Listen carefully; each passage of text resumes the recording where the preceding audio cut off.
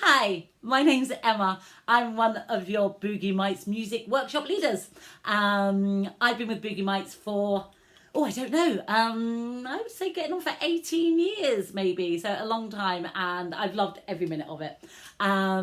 Before I was with Boogie Mites, I've been a singer all my life. I made my West End debut at the grand old age of 10 when I played Annie in the West End, and then I went on stage school and did lots of children's TV. And when I left school, I went on to be various West End musicals and tours of musicals. So singing's always been part of my life. So it's very important to me, music, and seeing other people enjoy music, particularly your children.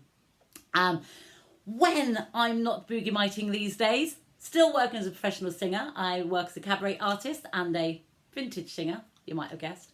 So I'm very lucky I get to tour the world performing to, and lots of lovely, interesting places I get to go to. So I'm very privileged in my job.